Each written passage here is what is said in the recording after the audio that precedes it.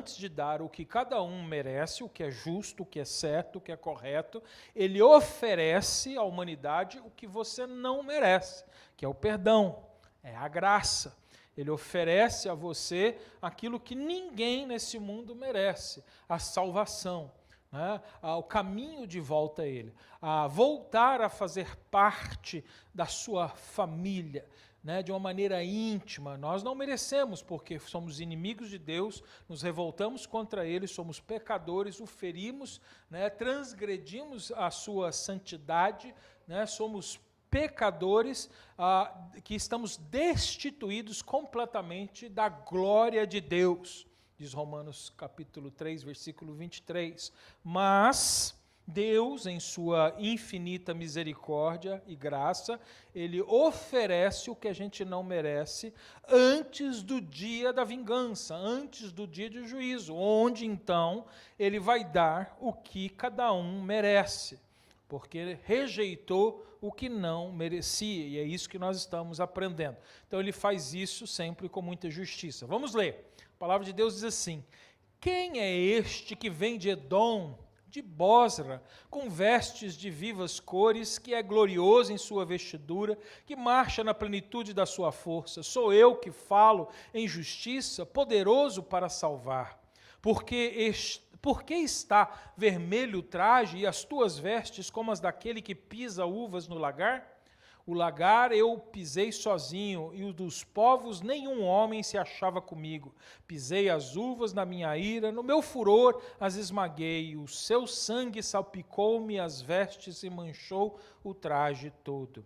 Porque o dia da vingança me estava no coração, e o ano dos meus redimidos é chegado.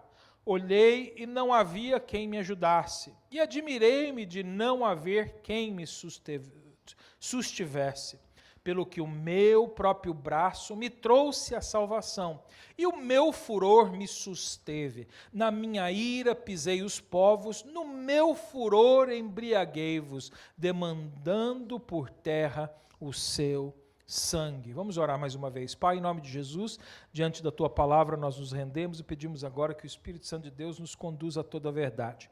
Por isso, Senhor, faça obra em nossos corações, porque, Senhor, as minhas palavras, Senhor, eu quero que sejam justas e fiéis à Tua palavra, Deus Pai, mas eu não tenho o poder de mudar a vida de ninguém, mas o Senhor tem. Por isso, Senhor, não pela obra das minhas palavras ou da minha boca, mas sim pelo poder do Teu Espírito Santo.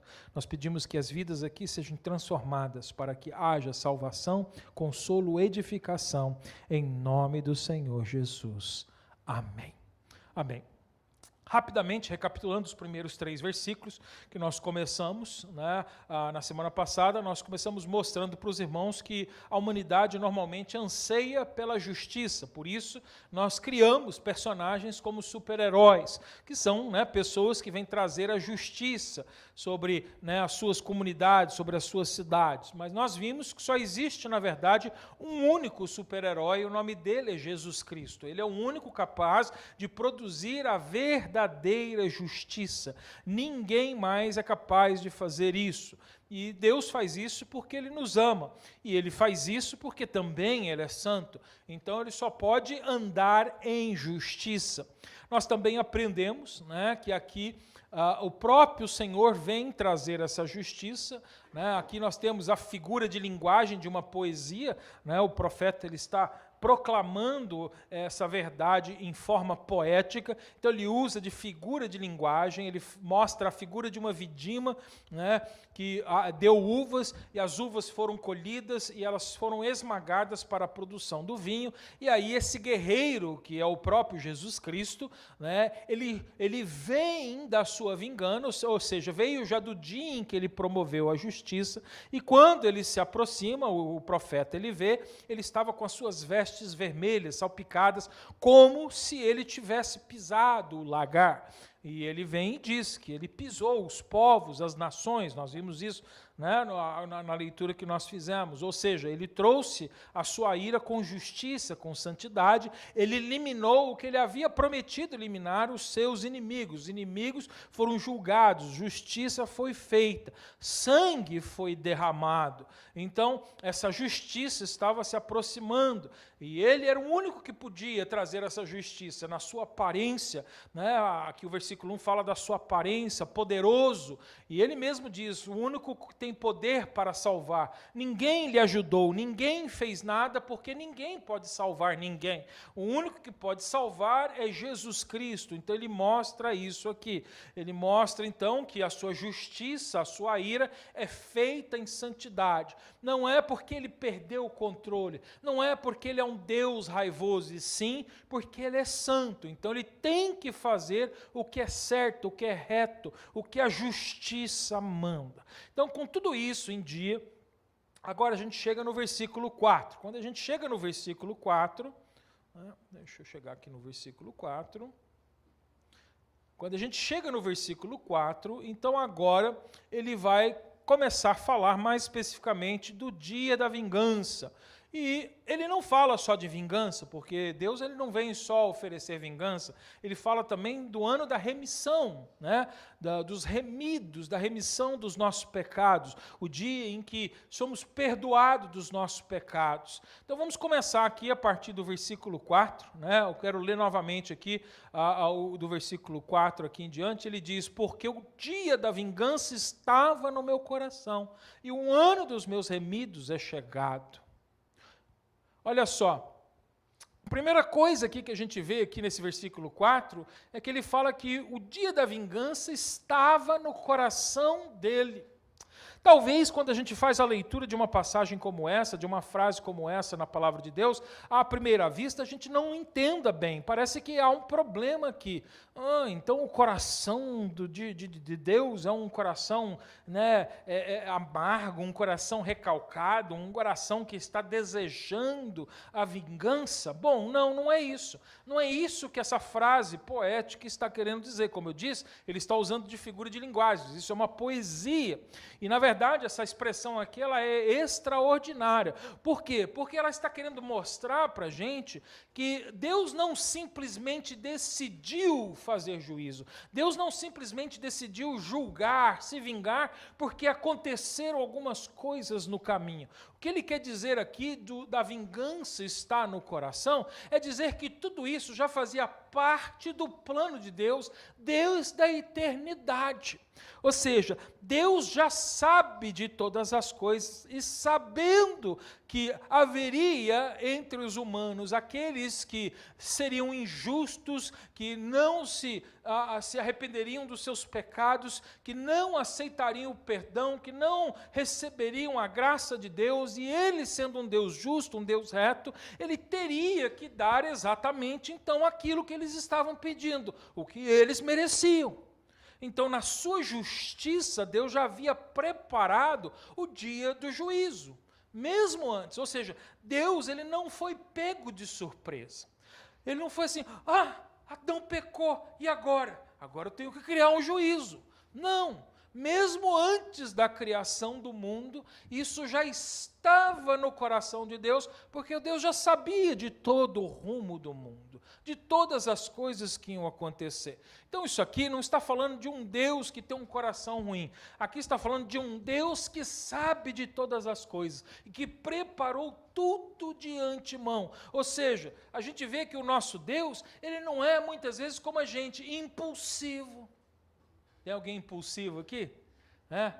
Às vezes nós somos impulsivos, acontece alguma coisa, pronto, aí a gente, a gente se ira, a gente se irrita, a gente toma uma atitude, porque somos impulsivos. Deus não é impulsivo, ele tem o total controle das suas emoções, ele tem todo o domínio próprio que muitas vezes nós que devemos desenvolver pelo Espírito Santo de Deus não temos. Então muitas vezes nós tomamos decisões diante das circunstâncias que surgem. A gente faz planos conforme a vida vai acontecendo, mas Deus não.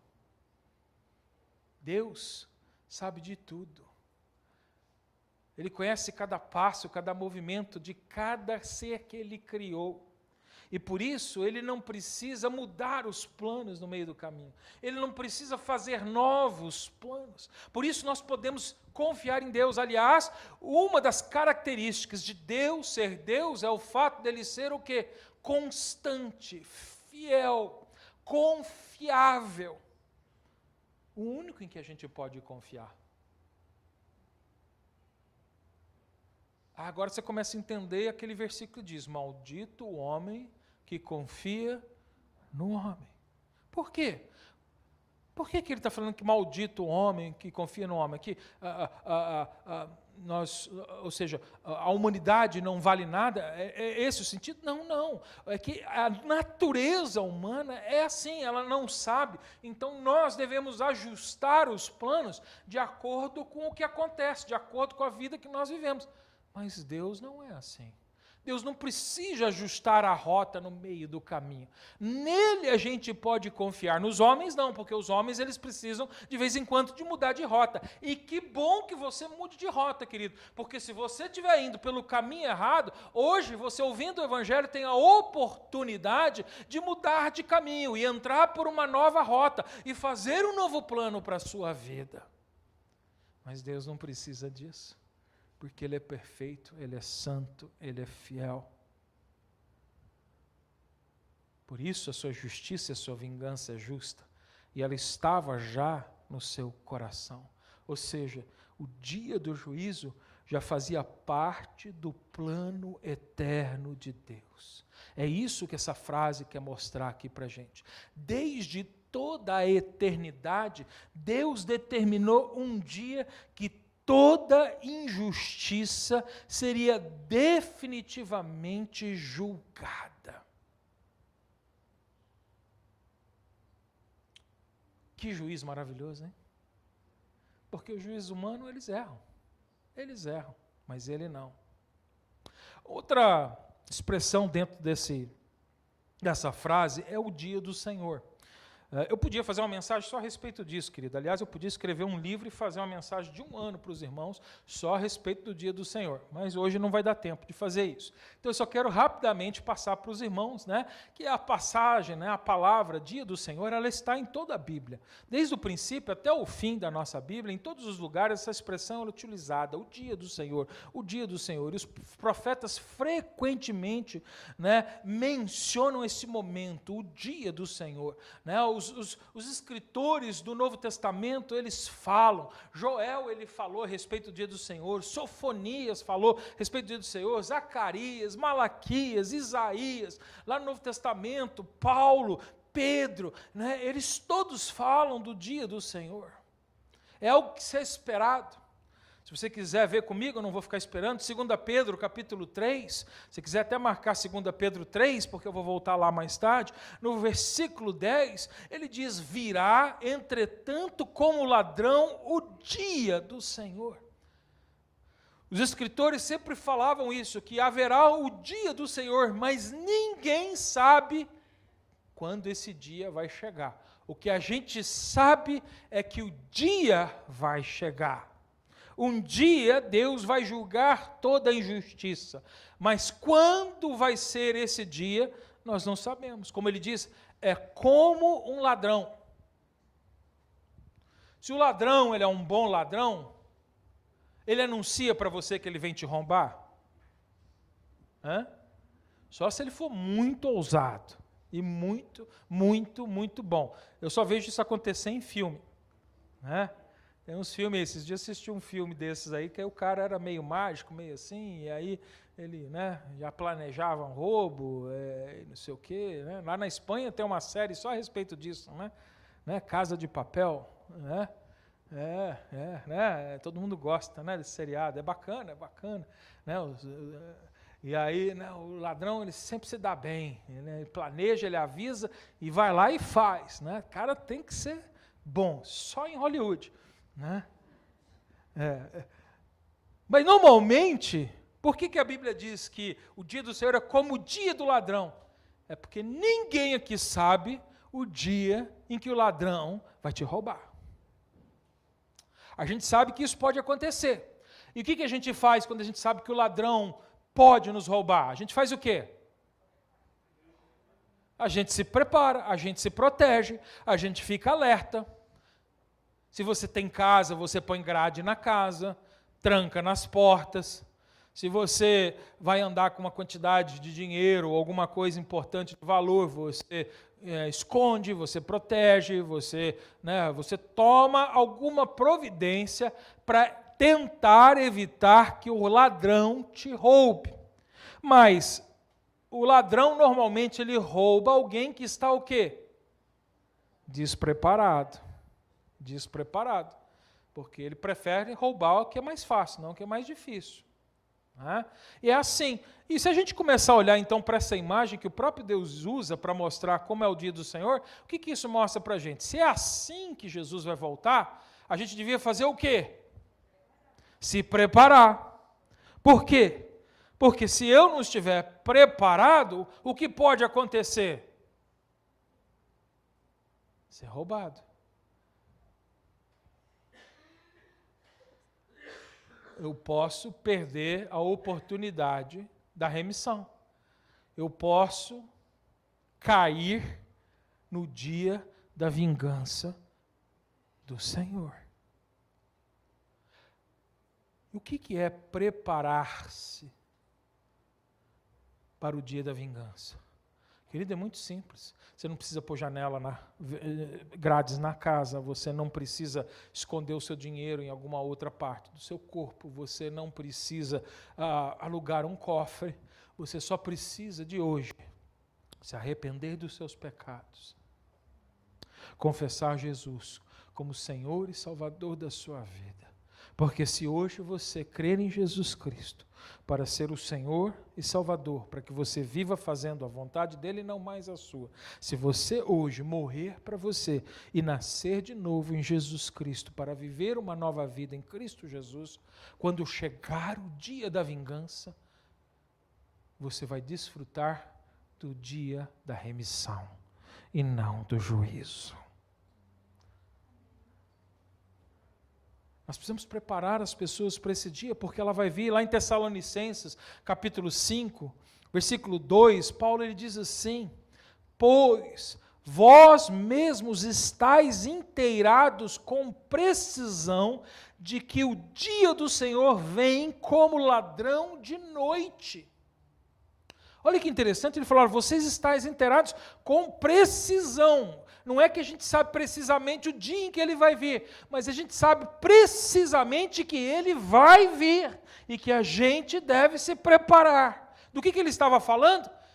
Você já ouviu o Evangelho. O que você está esperando para se arrepender dos seus pecados e entregar sua vida a Jesus Cristo? Você já abandonou a sua vida de pecado? Você está vivendo para Jesus? Porque se você sabe que ele vai vir como um ladrão que vem à noite, por que você continua brincando com Deus? Por que você continua negociando com o pecado?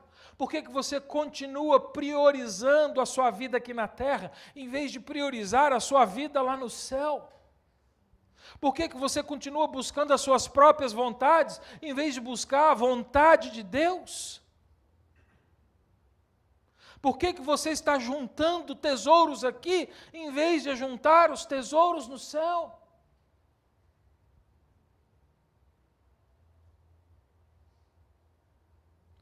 Muita gente vai ser pega de surpresa.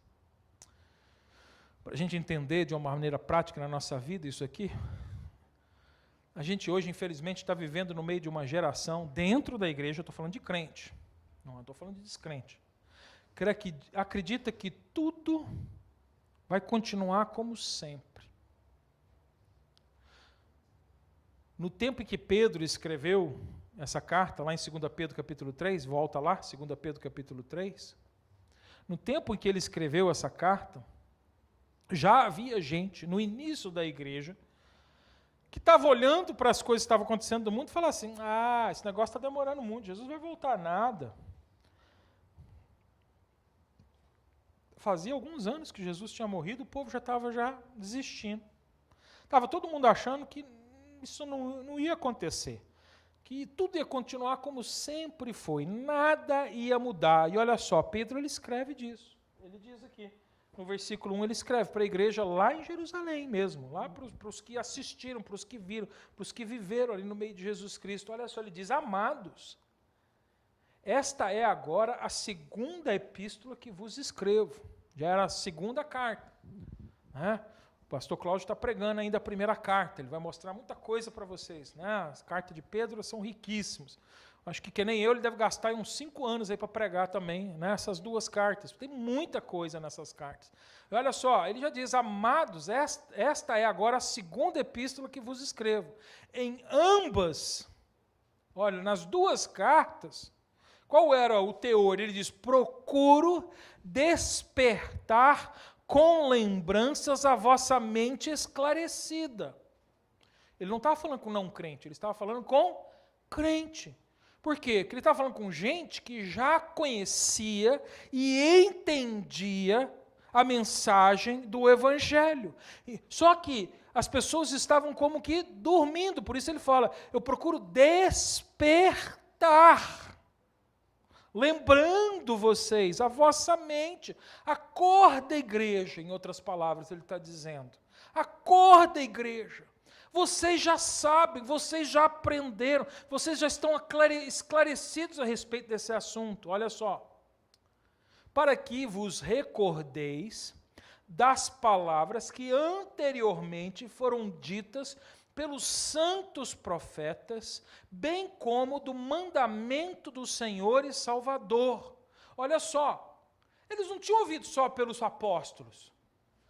Eles já conheciam a história, já conheciam a mensagem desde sempre, desde os seus pais, os seus avós, os seus tataravós, porque os profetas já haviam dito, eles tinham o Velho Testamento, já havia a profecia, a própria profecia de Isaías. Eles já viam, isso já era conhecido daquela nação. Eles já sabiam de todas essas coisas, tudo já tinha sido anunciado, pois o próprio Senhor Jesus veio em carne e osso. Ele esteve aqui, ele ensinou pelas suas próprias palavras. Olha só, ele diz, continuando o versículo 2, ensinado pelos vossos apóstolos. Olha só, de novo, agora vocês estão aprendendo de novo de mim, dos apóstolos. Versículo 3. Tendo em conta antes tudo o que nos últimos dias, o que eles tinham aprendido a respeito das coisas dos últimos dias?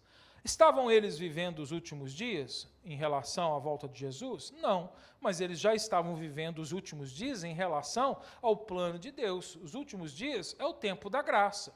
Desde o dia em que Jesus foi crucificado e ressuscitou, e ele ali então venceu a morte, a partir daquele momento iniciou-se os últimos dias. Os últimos dias não são poucos dias, a gente não sabe quantos dias são, mas já são dias para que a gente se prepare, para que a gente esteja pronto para o dia da vingança, porque algum dia, quando a gente não sabe, como um ladrão que vem de noite, Jesus vai voltar, e se nós não estivermos preparados, seremos pegos de surpresa. Então ele está dizendo isso. Nos últimos dias virão. Olha só, parece que Pedro ele escreveu essa carta lá para os judeus, mas ele já estava pensando em nós aqui, em 2026. Virão escarnecedores com os seus escárnios. Para quem não sabe, escárnios, né, são pessoas que tentam arrancar a sua carne. Né? Escarnar é tirar a carne do seu corpo. É gente que quer o seu mal, quer destruir a sua vida, quer arrancar a carne do seu corpo. É alguém que não tem nenhum desejo de benignidade por você. E olha só o que eles fazem. Andando segundo as próprias paixões e dizendo, quem são essas pessoas que querem te comer, te engolir, acabar com a sua vida? As pessoas que vivem para si mesmo. É todo aquele que não crê, pode ser seu pai, pode ser sua mãe. Ah não, mas eles me amam muito. Se eles não conhecem o Senhor Jesus, eles querem a sua carne, eles querem a sua destruição. Eles não te querem andando com Jesus Cristo. E você sabe disso. Se você tem família que não é crente, você disse lá, levou o evangelho e falou que agora você é crente, eles vão falar, para de bobagem, que é isso, você é besta. Isso não é coisa que é para você não. Ele quer a tua destruição, ele quer a sua morte. andando segundo as suas próprias ações e dizendo, olha só o que eles dizem, onde está a promessa da sua vinda? Em outras palavras, o que eles estão dizendo? Você acredita nesse negócio? Tem 2000 anos que Jesus está falando que vai voltar e vai voltar nada, nunca voltou. Esse negócio de religião, de ir para a igreja, isso é bobagem. Não, quantos anos tem que o povo vai e faz? Nada muda, é a mesma coisa, o mundo só está ficando pior. Não vai acontecer nada. Alguém já ouviu isso aqui? É dessas pessoas que Pedro está falando. Nesse tempo, quem não crê, escarnece. É assim. Onde está a promessa da sua vinda? Que nada vai voltar. Olha só, por quê? Por que eles fazem isso? Porque desde que os pais dormiram, então ele está querendo agora dizer para você aqui, por que isso acontece? Isso não acontece só no futuro, isso sempre aconteceu e sempre vai acontecer.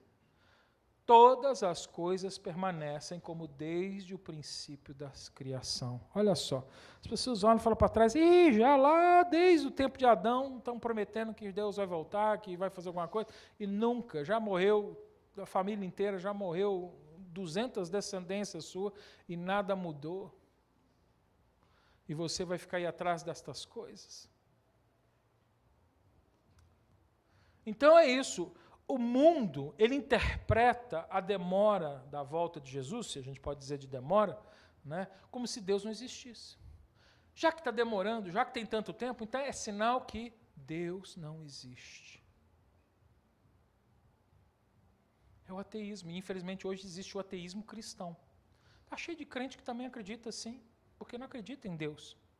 E fala, não, deve até existir Deus, mas Deus é lá, eu aqui, cada um leva a sua vida e pronto.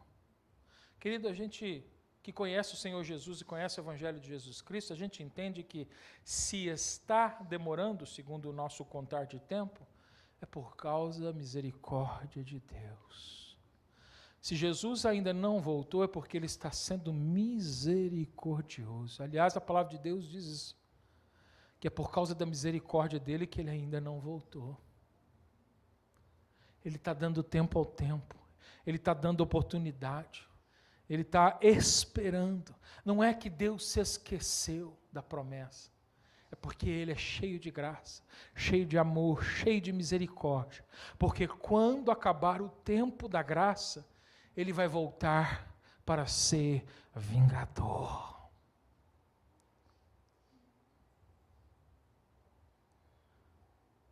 Eu não quero ver o dia da vingança. Eu quero desfrutar do tempo da graça. Olha só, a continuação do versículo 4, ele diz, e o ano dos meus remidos é chegado. Olha que contraste maravilhoso está acontecendo aqui. No mesmo versículo a gente encontra duas expressões, o dia da vingança e o ano da redenção. Para os rebeldes aqui, há um dia de condenação, mas para a igreja, para os que creem, há um ano de libertação. O mesmo Cristo, ele produz dois resultados diferentes aqui, completamente diferentes. Aqui é o que a gente chama da dupla obra de Cristo Jesus.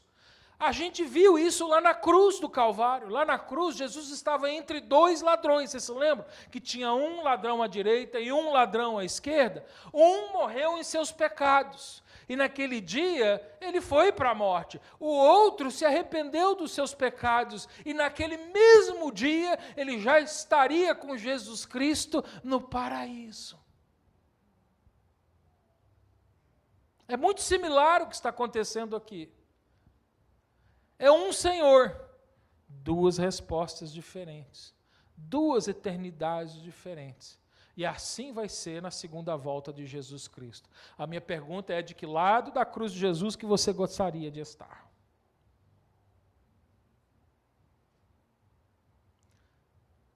De que lado da obra de Jesus você gostaria de estar para ver? Como eu disse, eu não quero estar aqui para ver a vingança do Senhor Jesus.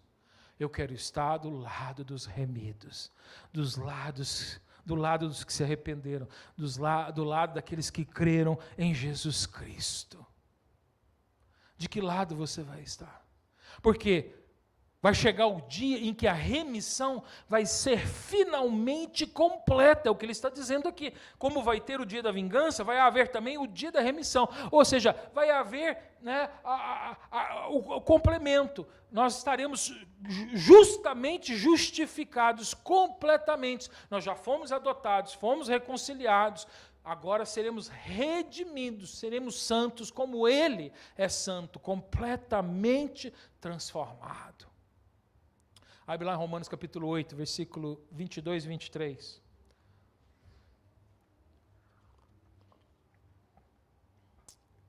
Romanos 8, de 22 a 23, diz assim: porque sabemos que toda a criação, a um só tempo, geme, suporta angústias até agora. É a condição deste mundo.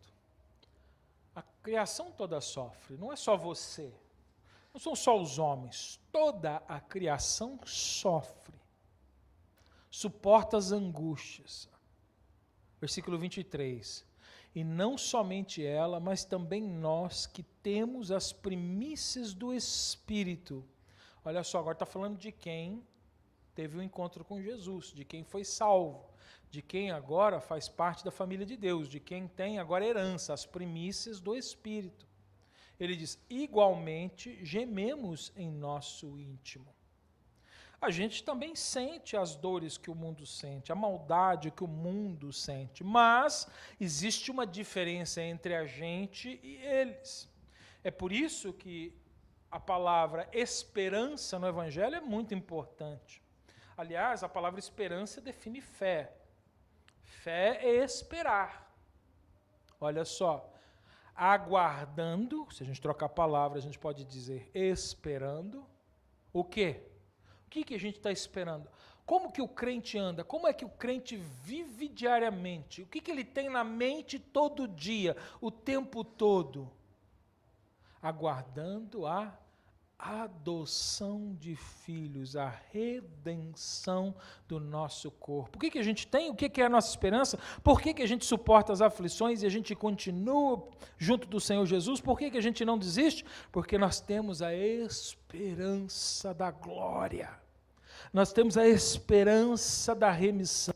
Nós sabemos que no dia em que Jesus voltar para cumprir a sua vingança, também em nós será completa a nossa remissão. É isso que me faz ir adiante, a não desistir. Há esperança em mim por causa da promessa do meu Senhor. E é isso. Quando Cristo voltar, Ele não vai apenas salvar a nossa alma, Ele vai transformar o nosso corpo. Olha só que beleza, você vai poder parar de tomar manjaro. Não vai precisar fazer mais aplique no cabelo. Né? Não vai ter que, né, ir lá para a Turquia, né, fazer plantação de milho.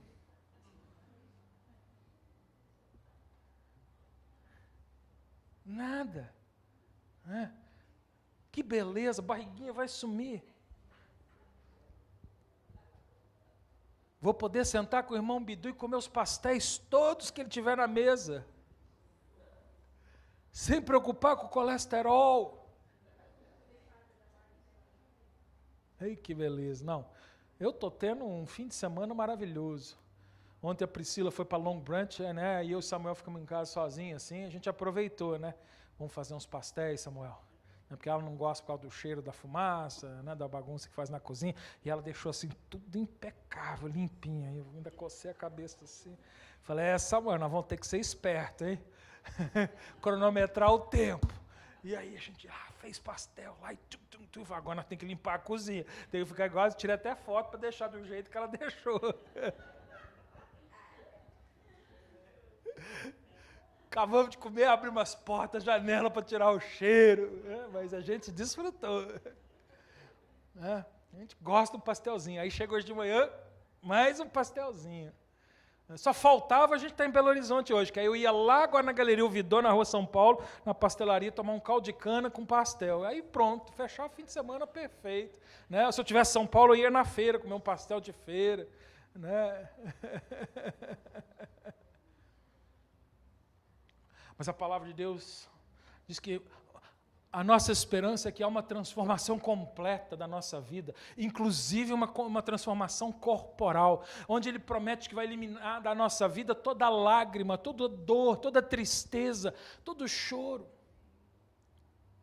Ele vai acabar com a morte.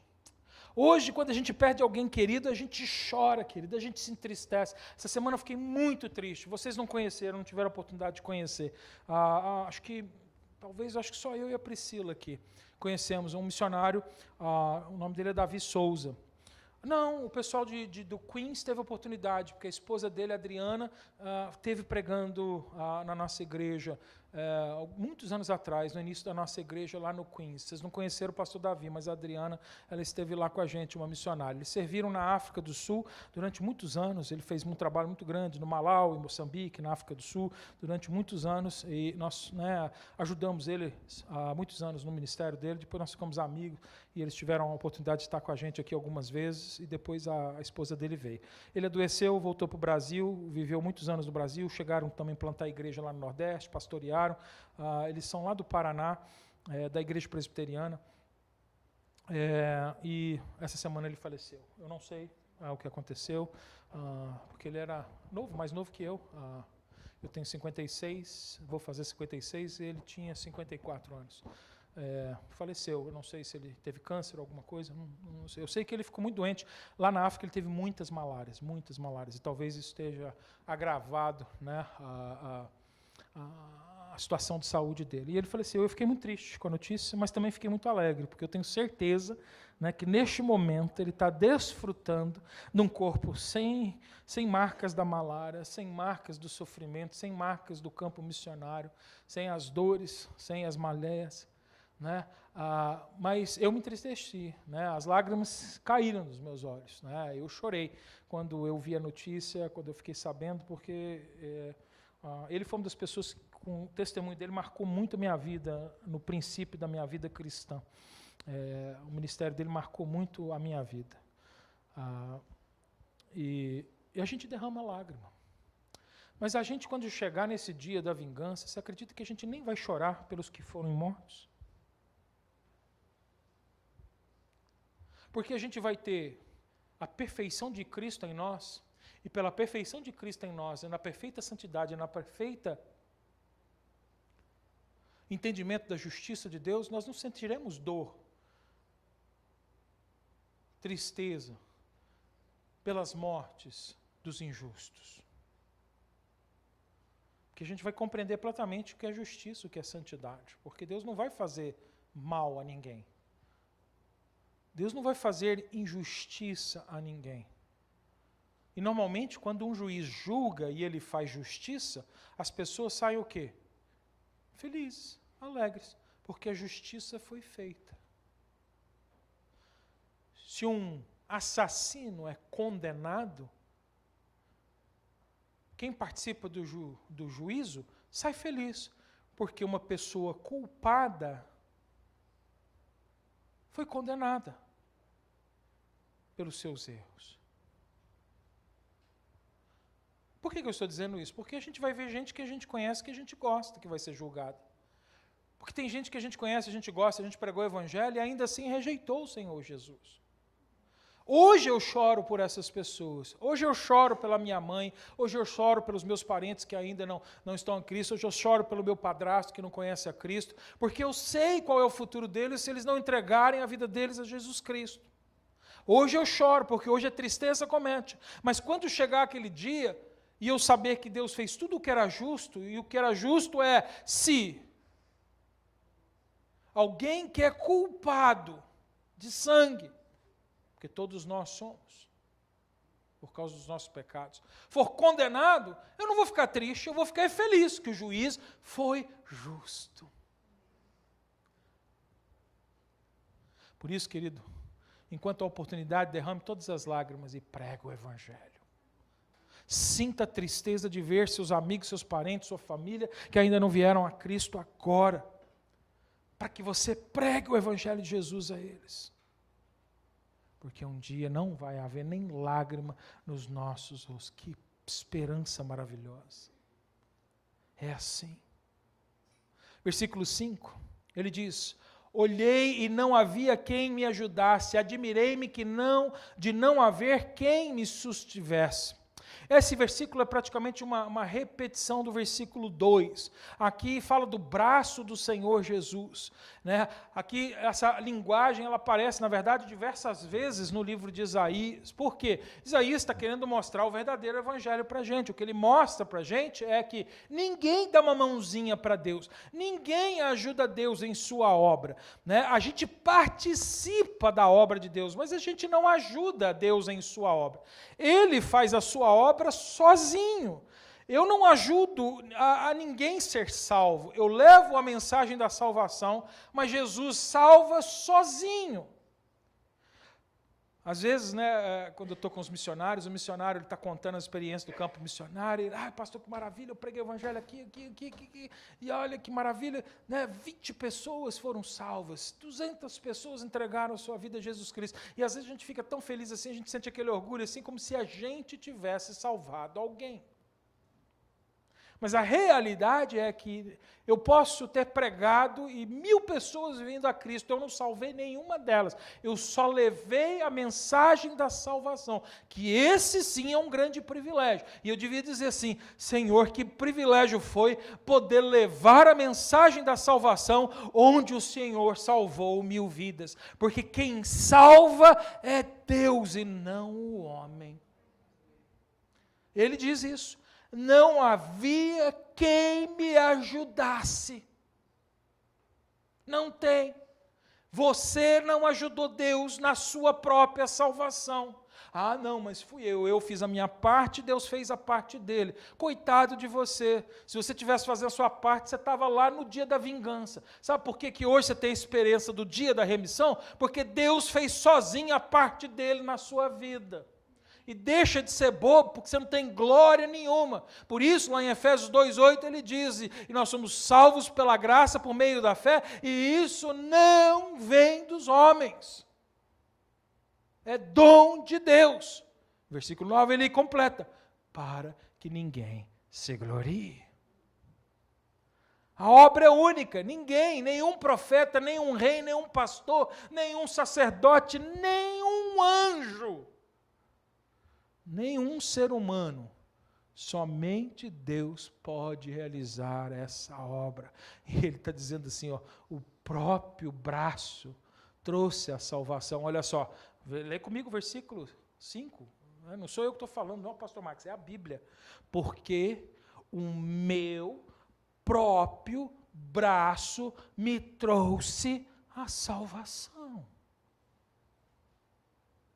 Esse é o problema do Evangelho, por isso que eu não participo, não concordo, não digo que não são nossos irmãos, eu digo que estão equivocados, o Evangelho que vem de uma linha teológica que a gente chama de arminiana, que diz que você faz sua parte, Deus faz a parte dele. Isso não é, para mim, coerente com a Bíblia, porque a Bíblia, em todo o tempo, de capa a capa, em cada livro, mostra que Deus faz a sua obra sozinho, sem a ajuda de ninguém. E se não tem em algum lugar que você ainda não entendeu, que você entenda. Aqui, só aqui no capítulo 63, Deus repete isso 2 vezes. Ninguém me ajudou. Não tinha ninguém lá comigo. Ninguém fez nada, quem faz sou eu. Foi eu, pelo meu próprio braço, que trouxe a salvação. Essa expressão do Evangelho. Quem foi para a cruz? Você? Não, Jesus Cristo. Ninguém morreu pelo pecado da humanidade, quem morreu foi Cristo Jesus. Somente Cristo. E aqui ele está querendo construir uma ideia de que se foi Cristo quem salvou, se foi Cristo quem foi para a cruz, se foi Cristo quem fez a obra para a sua salvação, também será Cristo sozinho que vai voltar uma segunda vez para julgar a humanidade. O juízo também será feito pelo justo juiz. Somente Cristo pode produzir a vingança justa e santa. Mas ninguém. Não tem. É exclusividade de Cristo. Ah, pastor, mas quando Jesus veio, ele falou outra coisa. Não, não falou outra coisa. No Novo Testamento também diz a mesma coisa. Atos capítulo 4, versículo 12. Se você não acredita em mim, leia a Bíblia. Eu mudei, a princípio, quando eu me converti numa igreja que ensinava isso, que eu fazia a minha parte, Deus fazia a parte dele. Mas aí eu fui lendo a Bíblia, e eu falava assim, até agora eu não achei minha parte. Aí o pessoal falou, não, santidade. Eu falei, mas santidade não é salvação, santidade é resultado da salvação. Santidade, eu tenho que crescer nela, é verdade. Boas obras, boas obras também, eu tenho que fazer, mas não é a boas obras que me salva, não são as minhas obras que me salvam. As boas obras são resultado da minha salvação.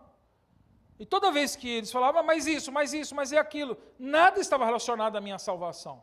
Tudo estava relacionado ao fato de eu ser salvo. Então, depois que eu sou salvo, eu vivo então uma vida nova, eu tomo decisões, eu participo da obra, mas a obra da salvação é exclusiva de Cristo. Ninguém ajuda. Atos 4:12. Olha só. E não há salvação em nenhum outro, porque abaixo do céu não existe nenhum outro nome. Maximilian, por exemplo, é o meu nome. Pastor Max. Não existe outro nome. Daniel, Rose, Ruth, Rogério. Não tem outro nome. Você está debaixo do céu? Não é debaixo da terra aqui ainda, hein? Aqui a gente ainda está debaixo do céu. Daqui a pouco a gente está debaixo da terra. A gente ainda chega lá, se Jesus não voltar. Mas por enquanto a gente só está debaixo do céu. Debaixo do céu não existe nenhum outro nome dado entre os homens, pelo qual importa que sejamos salvos. Não está claro? Você ainda não entendeu? Vai em Filipenses. Já citei Efésios, já citei Atos. Filipenses, capítulo 1, versículo 6. Versículo 6 diz, estou plenamente certo de que aquele, singular, é um só, está falando de Jesus, aquele que começou a boa obra em vós, aí está falando de muitos, aquele que começou a obra há de completá-la até o dia de Cristo Senhor, o dia do Senhor, de novo aqui o dia do Senhor. Quem começou é quem vai o quê? Terminar. Então, onde eu faço alguma coisa aqui? Ele começa, ele completa. Onde eu participo? Em lugar nenhum. A obra é toda dele. Vai no capítulo 2, versículo 13. Depois você lê em casa, Filipenses, ele trata desse assunto aqui. Eu só estou encurtando o caminho para facilitar o seu entendimento. Filipenses 2,13. Porque Deus é quem efetua em vós tanto o querer como o realizar segundo a sua boa vontade. Ah, mas foi eu que quis que vim para Cristo. Ele realiza em você tanto o querer. Ah, mas agora eu vim para Cristo. Quanto ele realiza em vós o realizar. Mas foi eu que levantei a mão e aceitei Jesus Cristo. Quem que fez você querer? E quem fez você realizar? Deus. Onde é que você participa disso? Está na Bíblia. Isso aqui não saiu do livro de Calvino, de Martinho Lutero. de nenhum teólogo, do pastor Max, do Marcos Granconato. Está na palavra revelada de Deus. Da mesma forma, também não existe outro que vai julgar. Vai em João capítulo 5, versículo 22.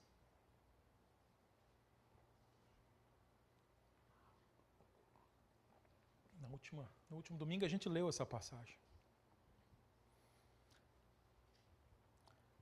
João 5, 22, ele diz: o Pai a ninguém julga, mas ao Filho confiou todo o julgamento.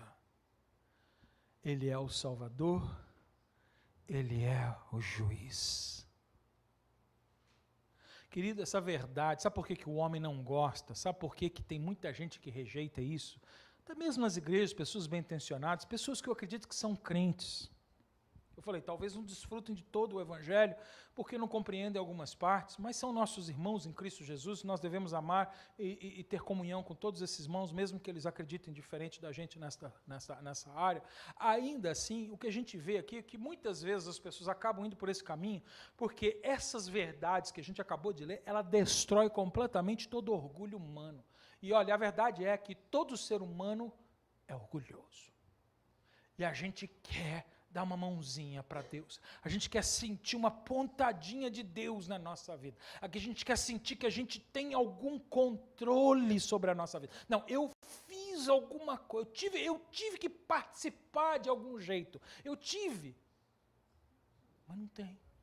Porque essa verdade, ela mostra que nenhuma religião salva. Sabia que nenhuma religião salva?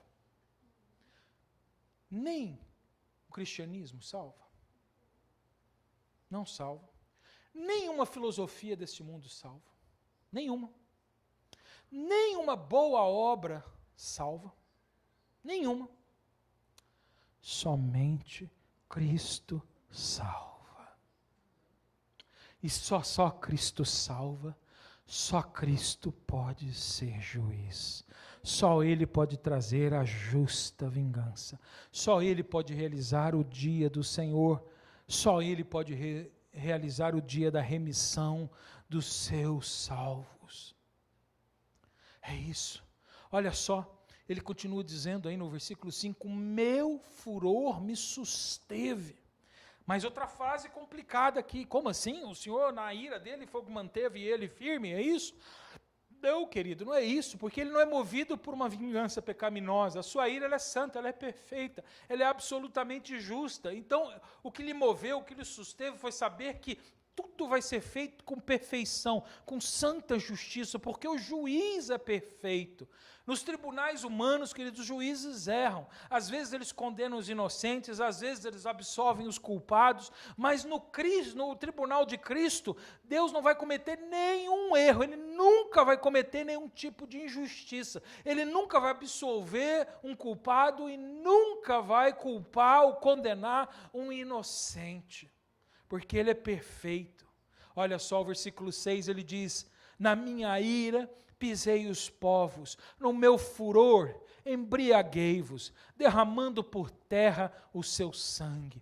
Esse versículo é terrível, na verdade, né? Fala de uma realidade que a gente não quer participar, a gente não quer ver, mas é uma realidade, querido, né? Ou seja, observe aqui que na linguagem que é utilizada, que é poética aqui, ele está mostrando que quando vier o juízo de Deus, não vai haver nem resistência. A gente fala de uma batalha final, de uma guerra, mas não vai ter muita guerra, porque não tem resistência, ninguém pode resistir. Não vai ter negociação de paz, querido, não vai. Nesse dia não vai haver mais oportunidade. Não, vamos tentar resolver esse assunto aqui antes de chegar esse dia. Não, quando chegar o dia vai trazer o que é justo. Não vai haver mais negociação. Hoje, agora é o tempo da negociação. É o tempo da gente negociar, levando a mensagem do Evangelho de Jesus, para que as pessoas ouvindo se salvem. Mas quando Cristo retornar, o conflito ele vai terminar definitivamente. Satanás ele vai ser derrotado de uma vez por todas. A morte vai ser destruída. O pecado vai deixar de existir. todo o universo vai ser purificado. Vai lá em 1 Coríntios 15, para a gente encerrar. Eu vou ler algumas passagens. 1 Coríntios 15, de 24 a 26. Paulo ele fala, então, virá o fim, quando ele entregar o reino ao Deus Pai, quando houver destruído todo o principado, bem como toda a potestade e poder, porque convém que ele reine até que haja posto todos os inimigos debaixo dos seus pés. O último inimigo a ser destruído é a morte. Que promessa linda. Então, o juízo é necessário, o julgamento é necessário. Por que que a gente às vezes pode olhar e falar assim, mas por que que Deus simplesmente não perdoa todo mundo? Né? Por que que Ele não perdoa? Por que que Ele fala assim, olha gente, deixa para lá, vamos perdoar todo mundo, assim todo mundo vai para o céu, né? O que a gente chama na teologia de universalismo, né? Ou seja, que no fim, porque Deus é bom, Deus é amor, Ele vai dar um jeito de levar todo mundo para o céu. Né? Aí as religiões inventam alguns caminhos. A Igreja Católica inventou o purgatório, a missa do sétimo dia. Né? O que é essa missa de sétimo dia, o purgatório? É uma tentativa de fazer o quê? De dar mais uma chance para quem já morreu sem Cristo. Então ele vai lá, você vai lá depois de 7 dias, né? Faz uma missa, acende umas velas lá, aí a alma daquela pessoa vai lá para o purgatório. Por que é purgatório? Purgatório é onde se purga, onde se extrai a culpa, né? Onde você paga aquilo que você devia pagar. Aí você vai lá, purga, né? Passa uns sofrimentos lá, para pagar pelos seus pecados, pela maldade que você fez em vida, porque você não teve perdão de Jesus Cristo, e então depois desse tempo, aí você purgou tudo, você pagou tudo, né, pelo seu sofrimento, então você está livre, você vai para o céu. Não tem, querido, porque lembra que Jesus falou? Bem que eu gostaria que tivesse alguém comigo, mas não tinha ninguém, nem um nome, nem debaixo do céu. O purgatório funciona, querido. Adianta fazer missa sétimo dia? Adianta reencarnar de novo para vir num espírito ali de frente ao que eles acreditam? Vai vir num espírito mais purificado? Aí você vai, né? Um dia você era um macaco, no outro você era um gato, depois você vê um cachorro, depois você dá uma melhorada, vai ver ser um homem, né? Não, desculpa, primeiro vem um homem, depois que você era homem, você passou a ser cachorro, aí você dá uma melhorada, né? Porque o cachorro tem mais valor que o homem hoje, né? Aí, né? Aí finalmente você vem como uma mulher, né? Porque aí é o topo da pirâmide, né? Aí você aperfeiçoou. Aí pronto, aí agora você pode ir para o céu. Não tem outro caminho, querido. Não tem outra maneira. Não tem outro ritual. Não tem. A única esperança do mundo é ouvir o Evangelho de Jesus Cristo. Se alguém já morreu, não há o que fazer. Se você for mórmon, você vai lá em Washington, no templo que eles têm lá, aí tem um batistério bonito lá, assim, aí você vai lá, leva o nome da família de todo mundo que morreu, e você vai lá e se batiza por essas pessoas, né, naquela água, que aí você livra elas do inferno. Não adianta, querido, você ir lá e mergulhar na água pelas pessoas que já morreram. O que adianta é você pregar o Evangelho antes que elas morram. É isso que adianta. Porque a única maneira da gente se livrar da condenação eterna, querido, é através do perdão dos nossos pecados pelo nome de Jesus Cristo. Porque senão, a gente permanece debaixo da condenação. Em João capítulo 3, que você conhece muito bem, versículo 16, diz que Deus nos amou de tal maneira que deu o seu único Filho para que todo aquele que nele crê não pereça, mas tenha a vida eterna. Mas lá no finalzinho do capítulo, no versículo 36, ele diz assim, olha só o que ele diz lá, quem todavia se mantém rebelde contra o Filho, ou seja, ele veio para quem crê, mas quem continua rebelde e não crê, olha só, quem todavia se mantém rebelde contra o Filho, não verá a vida, mas sobre ele permanece a ira de Deus. Você não vai entrar na ira. Quem não tem Jesus já está debaixo da ira. A Sara vai casar daqui uns dias. Aí, se Deus quiser, daqui uns dias vai vir as crianças. O Mateus acabou de ter o Levi. Acabou de chegar, aquele neném inocente, lindo, pequenininho. Outro dia estava aqui com a gente aqui, domingo passado. Que delícia, a gente fala assim. Que criança inocente. Já nasceu debaixo da ira. Pai, mãe, quando você dá luz a um condenado. Você sabia disso? Por isso, a Bíblia, desde o princípio, ensina que os pais devem ensinar os seus filhos no caminho que devem andar. Desde jovem, com o exemplo, para livrar eles da condenação eterna. Porque você botou ao mundo um condenado. Você trouxe ao mundo um condenado. Porque ele está já debaixo da ira de Deus. Então você precisa levar ele até os pés de Jesus Cristo, até os pés da cruz, para que ele se converta dos seus maus caminhos e sejam salvos. Está aqui, está aqui. O mesmo João que escreveu João 3,16, escreveu João 3,36. E aí, se você fosse arminiano, você tinha que dizer para mim que um desses dois versículos está equivocado. Ele acertou em um e errou no outro.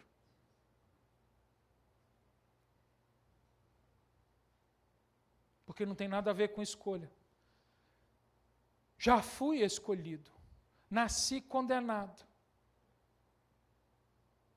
Mas graças a Deus, Deus também, antes da fundação do mundo, já escolheu os seus filhos. 4 coisas que eu quero que você leve dessa mensagem do versículo 1 ao 6 para a gente encerrar. Passei um pouco do tempo aí, me perdoe, querido, mas vamos lá. 4 aplicações para você levar dessa mensagem de hoje. Primeiro, a igreja deve viver esperando esse dia, querido. Nós devemos aguardar o colapso do mundo e a volta de Jesus Cristo. Não espere que o mundo vá melhorar. Espere que Jesus volte. O mundo vai colapsar.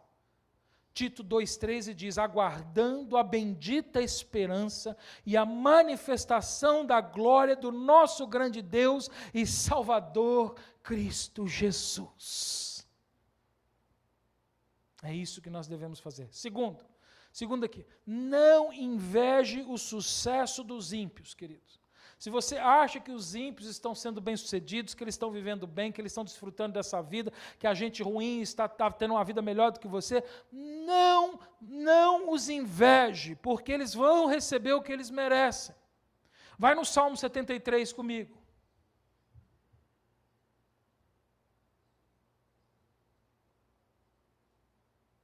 Cadê minha Bíblia?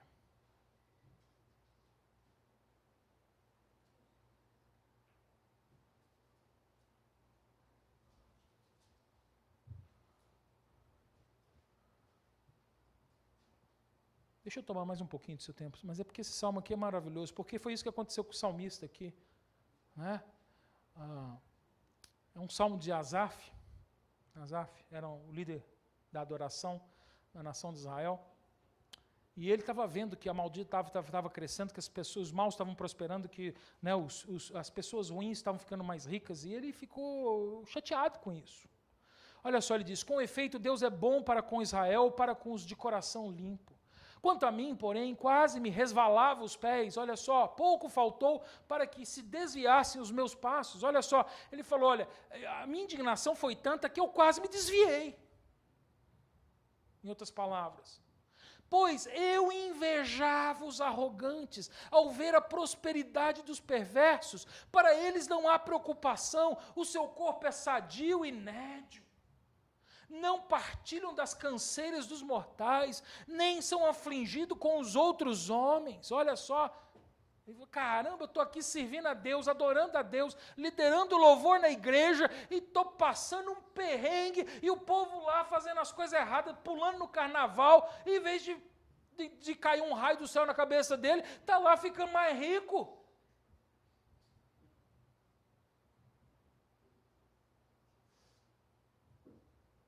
É o que ele está dizendo aqui.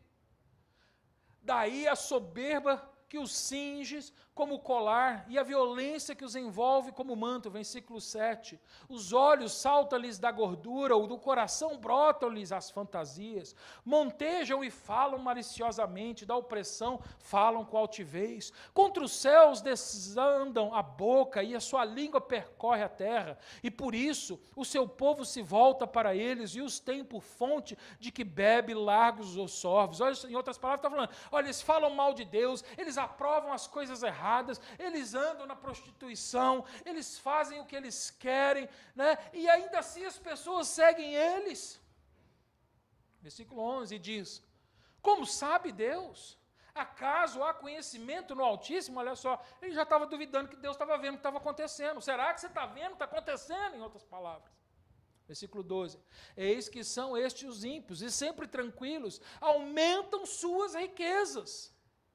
Com efeito, inutilmente conservei puro o coração, e lavei as minhas mãos na inocência. Olha só, está vendo? Para que eu fui para a igreja? Para que eu fui cantar louvor? Que besteira! Gastei a minha vida andando atrás de Deus e não serviu de nada. Olha só a conclusão que ele está tirando, depois que ele observou as coisas do mundo. Não era qualquer um não, era Asaf que estava falando isso aqui. O líder do louvor. Pois, de contínuo sou afligido, e a cada manhã castigado. Se eu pensar em falar tais palavras, já teria traído a geração dos teus filhos. Em só refletir para compreender isso, achei muito pesada a tarefa para mim. Até que entrei no santuário de Deus e atinei com o fim deles. Aí ele parou. Aí ele lembrou quem ele era, a quem ele servia. Aí ele entrou lá no templo, ele entrou na casa de Deus. E aí a mente dele caiu no lugar. Opa, espera aí. Mas esse povo aí que está indo muito bem aí fora, eles têm um fim que eu não vou ter. Esses ímpios, eles podem não estar sofrendo hoje, mas eles vão sofrer uma eternidade. Olha só, ele começou a acordar da doideira dele aqui. De vez em quando a gente tem umas doideiras, né? Aqui foi o dia da doideira de Isaac. Salmo 73 é o salmo da doideira de Asaf. Né? Olha só. Tu certamente, versículo 18, os pões em lugares escorregadios. E os faz cair na destruição. Como ficam de súbito assolados, totalmente aniquilados de terror. Opa, então vai chegar um dia, Deus não está fazendo nada agora, mas vai chegar um dia que Deus não vai deixar a injustiça impune. Versículo 20, como ao sonho, quando se acorda, assim, ó Senhor, ao despertares, desprezarás a imagem deles. Quando o coração se me amargou e as entranhas se me comoveram, eu estava embrutecido e ignorante. Era como um irracional à tua presença. Olha só, ele foi entendendo que todo esse sentimento que tinha na vida dele, né, a respeito de Deus aqui, era coisa de burro, de gente irracional, de gente que não pensa, de gente ignorante, que não entende quem Deus é. Aí ele começa. Versículo 23, todavia estou sempre contigo, tu me seguras pela minha mão direita. Ou seja, eu passo por problemas, sou castigado, tenho dificuldade, mas o Senhor não se afasta de mim. Tu me guias com o teu conselho e depois recebes na glória. Que mais tenho eu no céu? Não há outro em quem eu me compraza na terra. Ainda que a minha carne e o meu coração desfaleçam, Deus é a fortaleza do meu coração e a minha herança para sempre. Os que se afastam de ti, eis que perecem. Tu destrói todos os que são infiéis para contigo.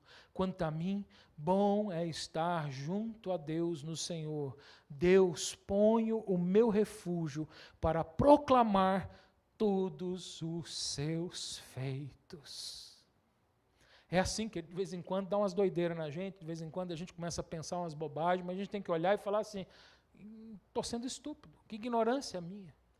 E a gente deve voltar para a adoração a Deus, esse era o lugar dele, ele entende, eu sofro, eu passo dificuldade, eu sou castigado, talvez eu não enriqueço, talvez eu não melhoro, talvez eu não consiga um emprego melhor, talvez a minha vida vai ser uma vida simples aqui, vai ser uma vida difícil, uma vida de muitas lutas, mas através das minhas lutas, o Senhor está ao meu lado. Ainda que eu ande pelo vale da sombra da morte, não temerei mal algum, porque tu estás comigo. Irmã Jane está sentindo as dores da idade, irmã Jane. A gente ora todo dia para que o Senhor te restabeleça, te dê força. Mas se assim não for e a senhora continuar vivendo nas dores, Ele vai te guiar a cada passo e está contigo nas suas dores.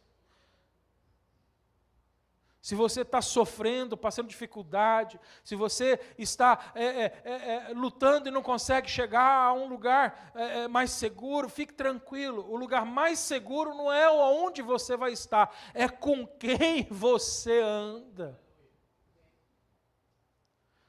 Porque Ele é a sua fortaleza, o seu refúgio, a sua rocha eterna, a sua alegria. Terceiro conselho que eu te dou, persevere em santidade, querido. Pedro, lá na sua segunda carta, no capítulo 3, que nós já lemos, versículo 10 e 11, ele pergunta, que pessoa que você deve ser? Lembra que ele falou daquelas pessoas no início, que vão falar que Deus não existe nada, só que aí depois ele fala com os crentes da igreja, ele falou, quem que você deve ser? Olha só o que ele diz.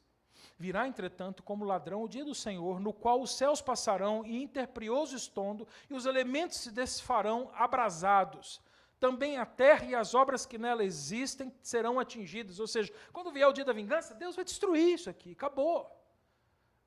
Versículo 11, visto que todas estas coisas hão de ser assim desfeitas, isso não tem jeito, vai acontecer. Aí ele diz, como é que você deve se portar? E ele diz, deveis ser tais como os que vivem em santo procedimento e piedade. Então, até que chegue esse dia, o que você deve fazer? Andar em santidade e piedade. É só, querido, é só o que Deus está querendo de você. Essa é a sua parte. Não para ser salvo, essa é a sua parte. Andar em santidade. E para terminar, quarta aplicação para a sua vida aí. Console o seu coração. Console. Talvez você foi injustiçado, talvez você está sofrendo perseguição ou sofreu perseguição, talvez ninguém tenha visto a sua dor, talvez ninguém está compartilhando das injustiças que você está vivendo, mas Cristo viu. Como Asaf. Parecia que estava só no mundo. Deus não tinha se esquecido dele. Deus não se esqueceu de você. Pai, em nome de Jesus, eu oro e eu peço que o Senhor abençoe a tua igreja nesta manhã, para que, Senhor, nós sejamos de fato abençoados. Senhor, porque as nossas bênçãos, Senhor, não são materiais, as nossas bênçãos são espirituais. Senhor, que bom que o Senhor tem provido a casa, a comida, o trabalho, a saúde. E por todas essas coisas te louvamos e te agradecemos, porque todas elas são boas e nos ajudam nesta vida. Mas, Senhor, ainda que a figueira não floresça, ainda assim te adorarei, porque o Senhor proveu tudo o que eu preciso para desfrutar da eternidade na glória, para fugir do dia da vingança, para ser contado junto dos remidos. Por isso, Jesus, eu peço que hoje o Senhor abra os olhos espirituais e os corações de pedra, para que se tornem corações de carne hoje, para receber a vontade do Espírito Santo de Deus, para transformar vidas, para salvar, para libertar, para dar vida nova àqueles que hoje se entregam nas mãos de Jesus Cristo, para viver debaixo da sua vontade, declarando como Senhor e Salvador. Em nome de Jesus eu oro. Amém.